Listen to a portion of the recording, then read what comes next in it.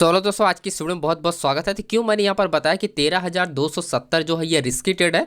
और यहाँ पर पहला जो इन्फॉर्मेशन हमने यहाँ पर ये अपडेट किया था कि ये जो मार्केट है, राइट, कि ये डिमांड जोन, जो करंट डिमांड जोन, यहाँ से मार्केट क्या होनी चाहिए, बाउंस होनी चाहिए। ये जो डिमांड जोन मार्केट क्या होगी, डिमांड से बाउंस। क्यों? क्योंकि 13,300 है, राइट, 13,300 है। ये क्या होता है, ये एक्टिव पोजीशन में काउंट होता है। करेक्ट, एक्टिव पोजीशन में काउंट हुआ। ये है डेटा, अभी मैं आपको एक्सप्लेन कर लूँगा डिटेल में। एंड तक बने रही वीडियो को, ताकि आपको ये पता चले कि डिमांड जोन में कैसे लोग लॉस कर देते हैं। अब देखो, ये भी चीज़ें जो हमने बताया था कि ये जो ट्रेंड लाइन देख के लोग ट्रेड करने वाले हैं, ये सब फंसने वाले हैं। मार्केट, आप देखो, मार्केट रुक रुक के आ रही है, लेकिन एंड में मार्केट का डिमांड जोन से मार्केट क्लियरली बायर्स क्या हुआ, इंटर हुआ।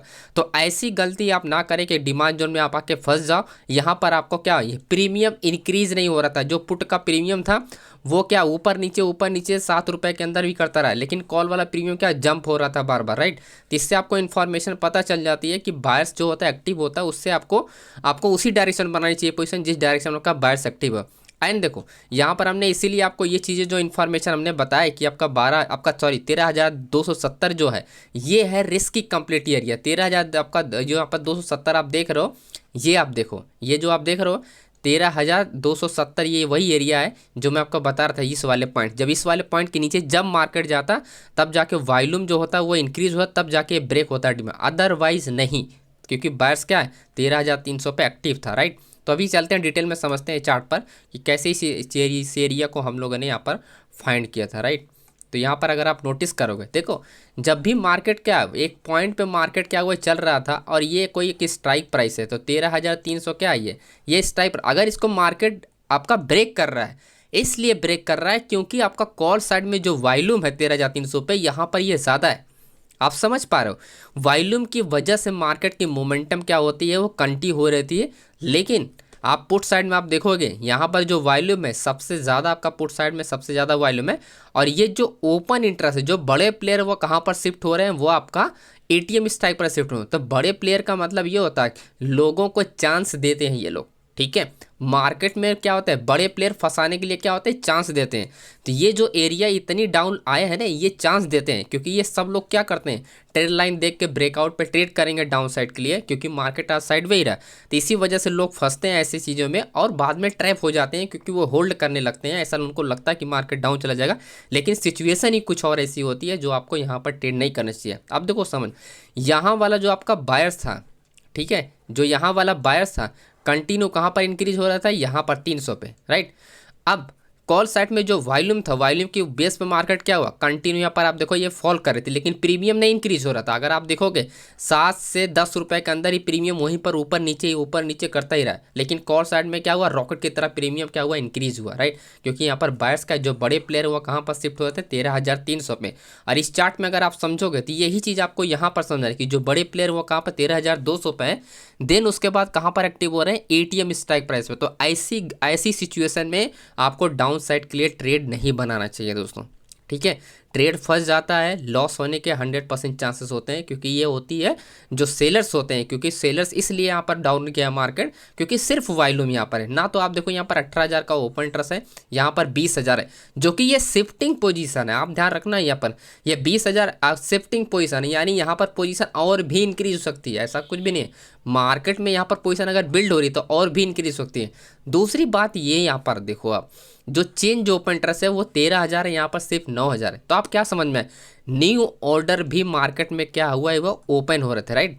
न्यू ऑर्डर भी मार्केट में क्या हो रहा है, ओपन होते हैं। तो ऐसी सिचुएशन में क्या होता है, यहाँ पर जो आपका लॉन्ग बिल्डअप होना स्टार्ट होता है, वो अचानक से होना स्टार्ट, क्योंकि बड़े प्लेयर होते हैं। जैसे ही यहाँ पर वॉल्यूम इंक्रीज हुआ, तुरंत क्या, जैसे ऑर्डर यहाँ पर क्या हुआ, तुरंत इंक्रीज होना स्टार्ट होता है, लॉन्ग बिल्डअप होना स्टार्ट होता है। और इसी किसी भी टाइम, मतलब किसी भी टाइम में मार्केट क्या होती है, पलट जाती है, राइट। तो ऐसी गलती आप लोग कभी मत करना। जो भी इन्फॉर्मेशन मैं आपको बताता हूँ, तो डिमांड जोन, कोई भी डिमांड जोन हो, जब तक आपका एटीएम पे मार्केट ट्रेड कर रही है और अगर इस पर एक्टिव बार है, तो आपको सेल साइड के लिए प्लान कभी नहीं करना चाहिए। वो सिर्फ ट्रैपिंग के लिए होता है। हाँ, आप ये कर सकते हो, अगर इस डिमांड जोन से मार्केट अगर ब्रेक होती है, तो आप इस डिमांड जोन पे एवरेज कर सकते हो, यानी एक और नई एंट्री बना सकते हो। जब ये ब्रेक होता है, तो आप दोनों ट्रेड आप यहाँ से फिर एग्जिट कर सकते हो। लेकिन अगर आपके पास कन्फर्मेशन है, तो यहाँ पर हाई चांसेस होते हैं कि 80-90% की आपकी मार्केट रिवर्स हो जाएगी, क्योंकि एक्टिव ऑर्डर एटीएम पे होता है। तो उस केस में मार्केट क्या होती है, बाउंस हो जाएगी। बस कंडीशन क्या ध्यान रखनी है, बस इस डेटा को कंडीशन आपको ध्यान रखना है कि आपका ओपन इंटरेस्ट और आपका चेंज ओपन इंटरेस्ट कम होना चाहिए। अगर वॉल्यूम ज़्यादा है तो ये सिर्फ वॉल्यूम की वजह से मार्केट शॉर्ट टर्म डाउन आती है। पॉइंट याद रखना है कि ये जो वॉल्यूम होना ये ज़्यादा होना चाहिए और ओपन इंटरेस्ट इंक्रीज होना चाहिए। ऐसा नहीं कि ये 22,000 यहाँ पर है तो 22,000 नहीं होना चाहिए। ओपन इंटरेस्ट जो है बड़े प्लेयर का आते रहना चाहिए, तब जाके मार्केट क्या होगा, कंटिन्यू होगी विथ चेंज ओपन इंटरेस्ट के बेस पे। ओके, आई होप आपको समझ में आ गया होगा सारी इन्फॉर्मेशन, क्योंकि मैं था नहीं तो कल भी कोई ट्रेड अपडेट नहीं कर पाया। अभी मैं 2 बजे के आसपास आया हूँ लखनऊ वापस, राइट। तो इसी वजह से जो भी ट्रेड मिला मैंने अपडेट किया, सारी सिचुएशन एक्सप्लेन की कि क्या हो सकता है क्या नहीं होता। तो होपफुली जो भी पैसे वगैरह अगर आपके अपने ट्रेड किए होंगे तो उससे लॉसेस से बच गए होंगे आप लोग। तो इसी बात पे आप लोग वीडियो को लाइक करके चैनल को सब्सक्राइब करना।